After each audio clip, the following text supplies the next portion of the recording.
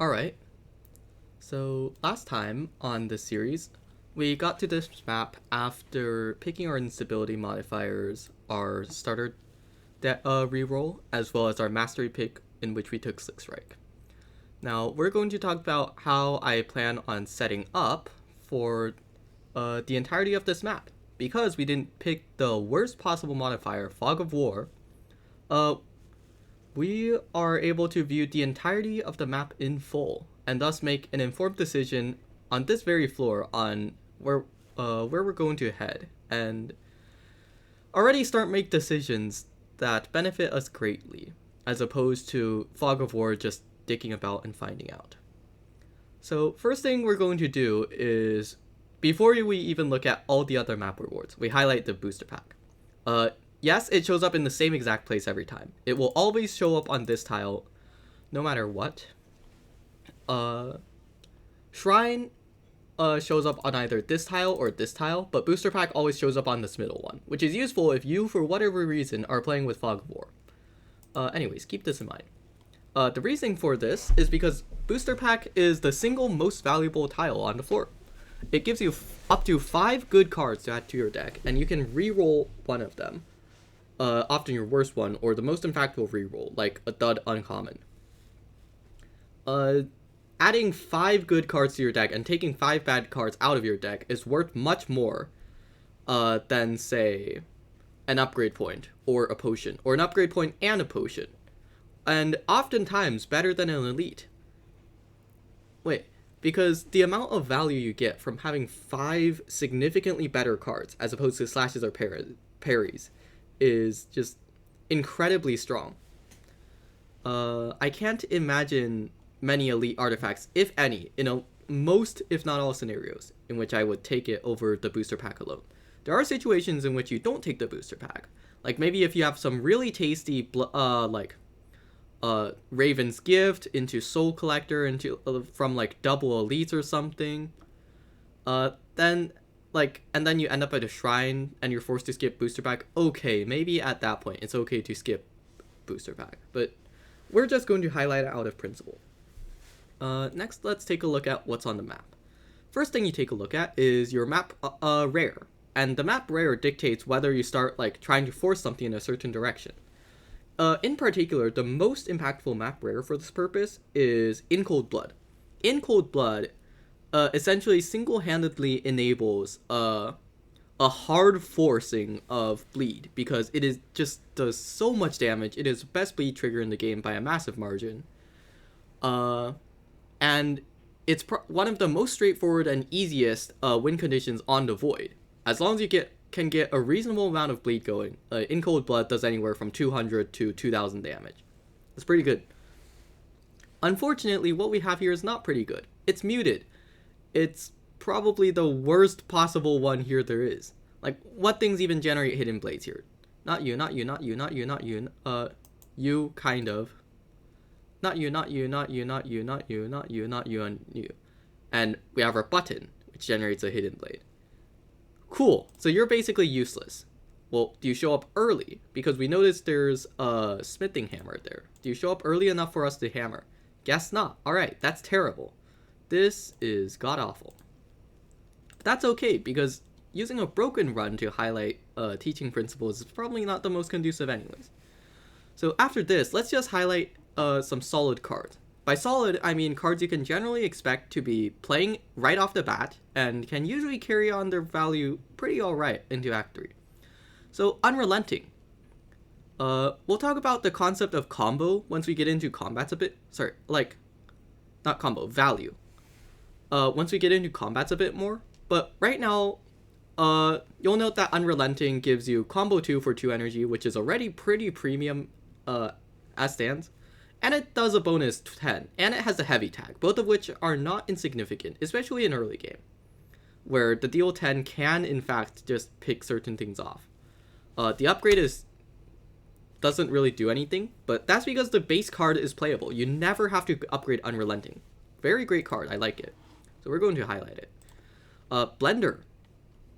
If you've never played with this, you probably don't know how amazing it is. If you have played with this, you probably know how amazing it is.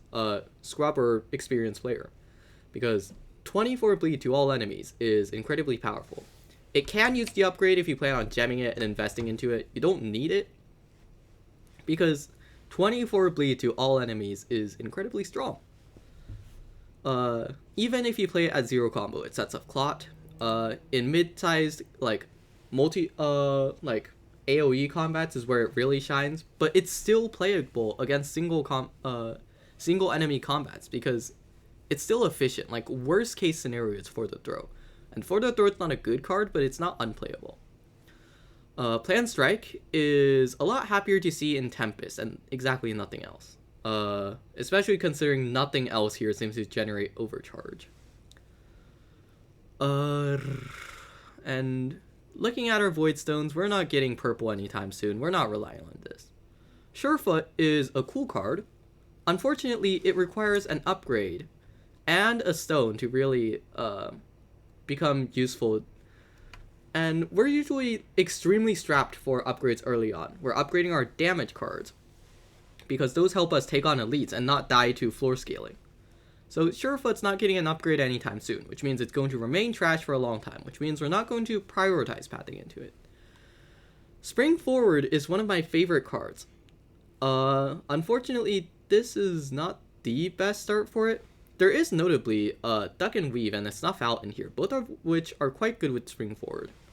However, without the most premium options like Jab Nick, where you just discard through it, or certain other cards, some of which aren't coming to mind right now, it's something to look out for, but right now our deck doesn't really want it specifically. We'll want it eventually, but eventually is not now. We're more concerned about what happens now. Same thing with Thinning Out. It's a card we'll want eventually. It's a card we will almost certainly want for Act 3. Same with Spring Forward. Unfortunately, this isn't Act 3. This is Act 1. We gotta figure out how to not die to elites first. Duck and Weave is a solid card, but we're not going out of our way to bat for it. Same thing with Snuff Out. First Blood is something you stick in the deck over Slash. It's not good. It's not terrible. I mean, it's 1 deal 15. 1 deal 15 you stick in the deck and you cry because it's never gonna deal more than 15. Maneuver is something that gets cool eventually, but right now, as stands, is pretty mediocre, especially considering that purging 2 parries gives us the same amount of block.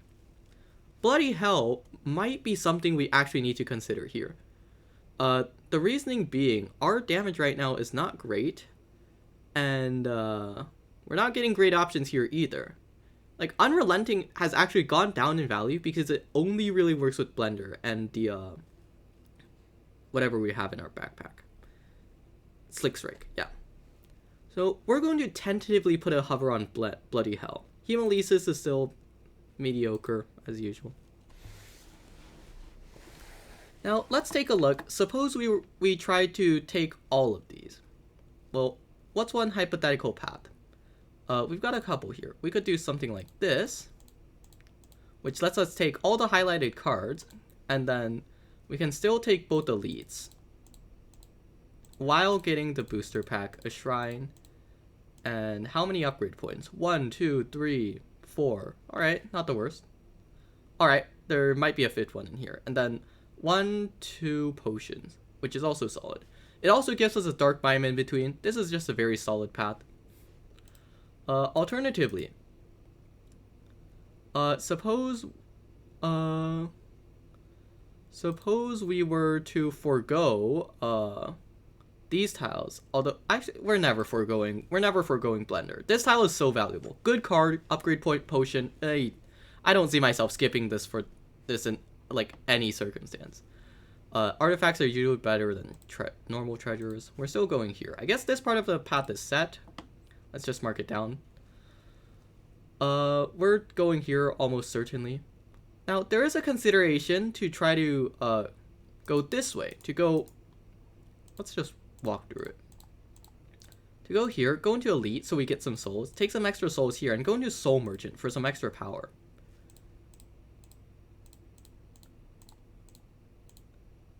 Now, this path loses out on Bloody Hell, but it does give us a pretty early Soul Merchant, so this is 3 souls right here. This is 2 souls.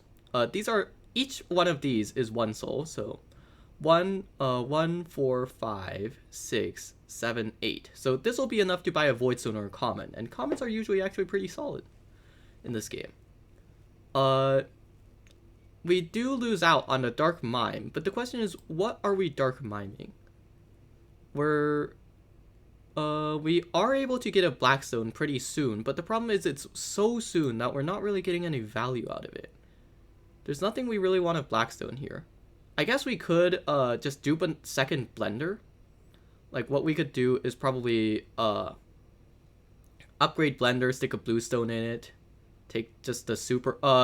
go this way and take the Dark Mime, at which point we'll be able to afford it. But the value... 2 Blenders do suffer diminishing returns pretty heavily. Like, you only really ever need 1 to trigger all the synergy you need. It does give us a damage solution sufficiently enough, and it lets us start running things like Salt in the Wound for longer fights, but I just really do not like relying on so much bleed early on. Unfortunately, we don't really have anything better to do, so that might be the best we can do. There's also the consideration that Class Trainer is not insignificant here. So we've got a couple of options, and it's sort of messy. So what we're going to do is we're going to take Matron of Memories first, to see if this benefits anything. Now, this is really interesting. 1 random Voidstone can potentially high roll us into, like, let's say a Redstone, in which case we'd be really incentivized to, like, upgrade Slick Strike super early, and then Dark Mime it instead. So Voidstone makes us happier to take Dark Mime. Class Uncommon is just generally, like, there aren't too many that can go wrong. Our deck is strapped for good cards. And it gives us good high rolls with Dark Mime. So I'm going to take Class Uncommon. Dueling Buckler, sweet. Okay, so that actually gives us something amazing to Dark Mime. So now that we have Dueling Buckler, I am far more incentivized to take this route.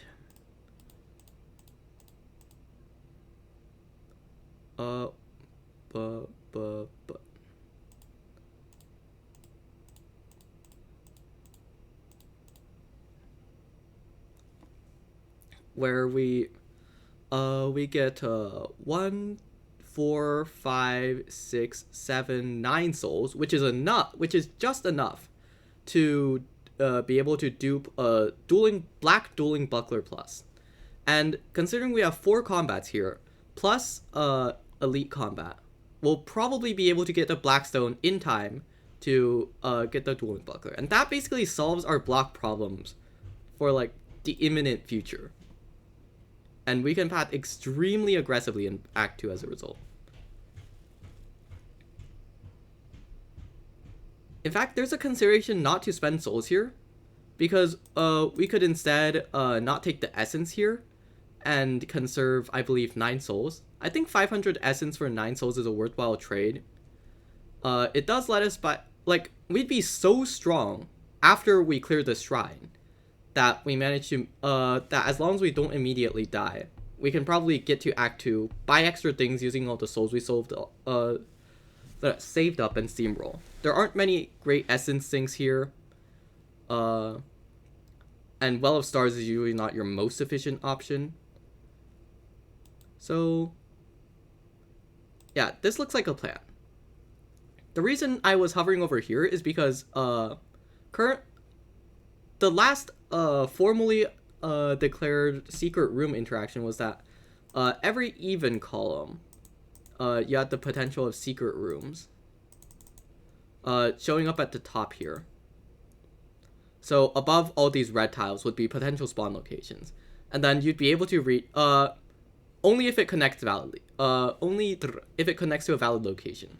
So above this red tile would not be valid, but above this one would be, because you could, like, come from Dark Idol and still go into Elite, or you could come from here and still go into Elite. So I was just checking if it is beneficial to take the extra tile. When in doubt, don't take the extra tile, because additional floor scaling just gives enemies a bit more HP and occasionally attack power. So just one more time for sanity's sake, let's walk through our path.